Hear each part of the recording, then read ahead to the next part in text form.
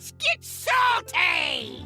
Everyone, Zeddy here again today with a brand new video, and it is time for us to go over the updated decks from Hearthstone for new and returning players, updated with the launch of Whizbang's Workshop. These new 6 loner decks you will be able to pick as a new or returning player will go live on March 19th.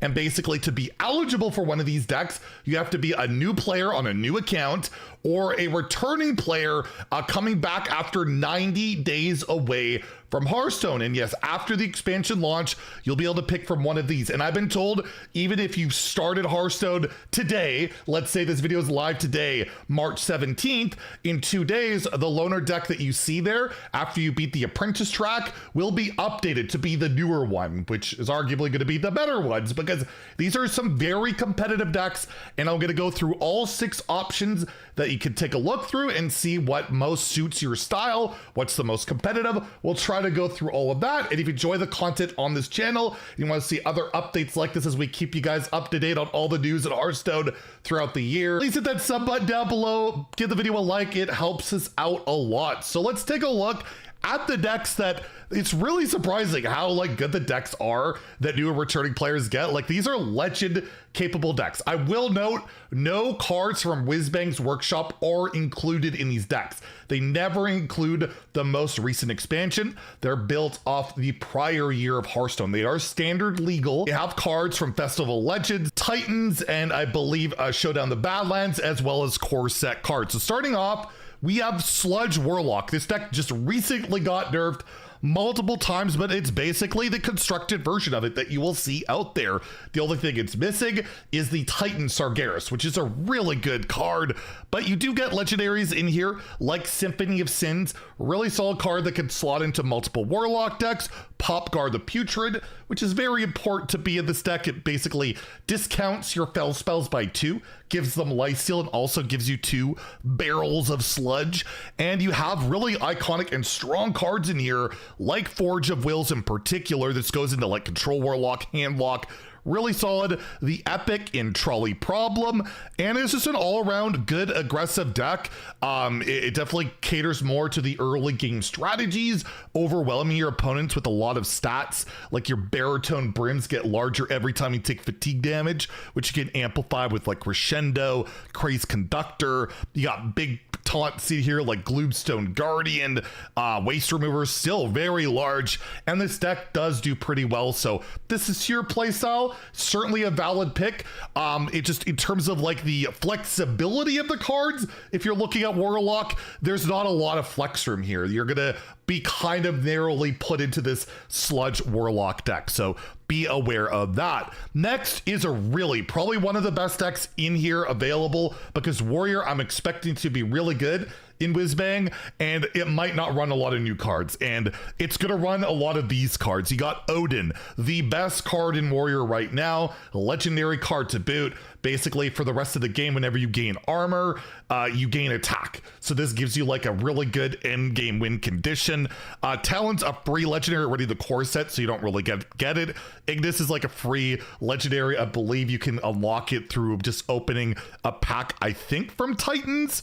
But you get some good stuff in here, like Trial by Fire is an incredibly strong card. It's an epic as well. You get Yogg, which is just a really solid neutral legendary that can go into multiple decks. You can absolutely utilize that. You get the Rift package, which is Bridge Rift, Course Rift, Burst Rift, and then you have Bellowing Flames. But overall, this deck is really good at winning games. You can control through your early removal, your board clears, you have Ignis for a win con, you have Odin for a win con, and you can't go wrong with this deck. If you like playing Warrior, you like gaining a lot of armor, playing a slower, more control-based strategy that has an explosive win condition in Odin, where you gain 1 million armor with your heavy plates, and you're doubling up on Burst Rift and just kill your opponent.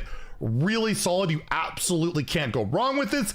and it's possible that this deck could get nerfed in the future. It's really strong, and if it does, you're looking at cards like Odin, Trial by Fire that might get hit. So be aware, it could be a nerf target, but an absolute stellar first pick of a deck if you're looking for that. The deck I'm most excited that they put together, an actual Reno deck for free.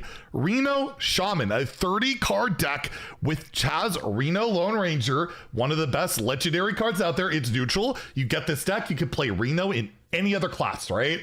So this is a really solid pick if you like Reno decks, because yes, you get Reno Lone Ranger and you get Dr. Holiday. You don't get them golden or diamond. That's what I have because I'm a whale. But Dr. Holiday, also an incredibly good card. It's a Shaman legendary. You get the staff of 9 frogs, and every time you hit it, you summon a larger and larger frog.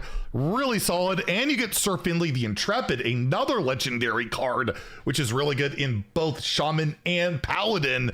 And yeah, just the Excavate package, a lot of good removal.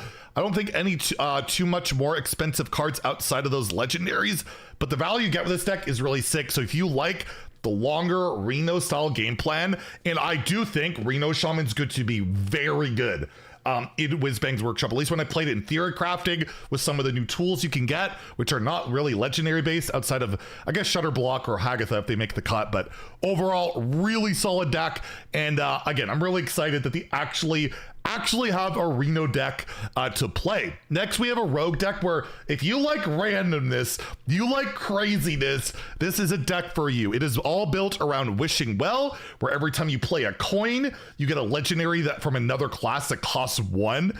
And you have like coin generators here, like Dart Throw, I believe Bounty Wrangler. You also get legendaries in here like Test, which is a core set 1, so you don't actually get it.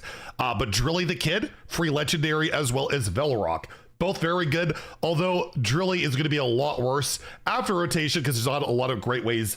Scourge Illusionist is rotating, so it's not easy to cheat out, but you can Shadow Step it, you can Breakdance it. Really fun deck. I don't know how competitive this will be, but if you just want to like do crazy stuff and basically unlock all the legendaries from all the other classes, it's certainly, you can't go wrong with it. And Wishing Well itself is an epic. So in terms of dust value, it's definitely pretty high up there with multiple legendaries and epics. But overall, I don't know how competitive this will be, but it will definitely be a lot of fun if you like that style of play. Paladin probably is one of the weaker decks out there. Earthen Paladin, I believe aggressive Paladin decks will be very good after rotation, but this is all built around, you got Amethyst, which is just a really good card. This is an amazing card for Paladin. It's a Titan. You'll be happy with that in any Paladin deck, but the rest is built around like Earthen cards. You bring them back to get bigger and bigger. Tear is something that can bring them back. Tears, and then you have like Amethyst and Stoneheart King, which also summon those cards. And you have some early removal like Showdown with Prismatic Beam, but overall, I don't know how competitive this deck will be. The value of your cards of what you're getting, like Showdown is your epic. The legendaries are very narrow. Probably not my highest pick. It's certainly competitive enough. You can win with it. And if you like Paladin a lot, I don't think you'll be super disappointed with it, but it's certainly not one of my higher recommendations. And then lastly, again, unbelievable deck they are offering here. Plague Death Knight, which I do think will be an absolute player in Whizbang's workshop. Gets you some really good cards. Reska, amazing legendary for Death Knight. It sees play in Rainbow and Plague Death Knight right now, and will definitely continue to. It gets cheaper every time a minion dies, and then when it dies on the board, it steals a random minion, which you can bring back after you've excavated 4 times, and your excavate reward brings back Reska. You also get Primus, a card that goes into every Death Knight deck. Absolutely awesome card. Chain Guardians are great epics for this deck. I think Prison of Yog's already free. And then you get Hell Yeah, which shuffles plagues into your opponent's deck, 1 of each plague, and they shuffle endlessly for the rest of the game, which is very powerful. And this can also go into Rainbow as well. Really good deck. There's only a few cards that probably change around. Like Pile of Bones is probably not worth playing, but you like Death Knight. It's one of my favorite classes out there. You absolutely, again, cannot go wrong with this. I think you can hit Legend with this literal deck list right now. It'd be really close. That's how good this is. So there you go. Those are the 6 loner decks out there. Honestly, a lot of valid picks. If I had to like give my strongest recommendations, I'd say Reno Shaman, because you get Reno and some really good cards. Odin Warrior, because Warriors could be super competitive and all the cards in here are really great. And Plague Death Knight, for the same reasons as Odin Warrior. It's gonna be really competitive, and it's just all the cards you want when you play Death Knight. They're really good. But again, if you like any of these decks or classes, I don't think you can go wrong. So hopefully you feel good about your pick on one of these decks. And if you enjoyed the video, please like and subscribe. Have a great day and stay salty, my friends.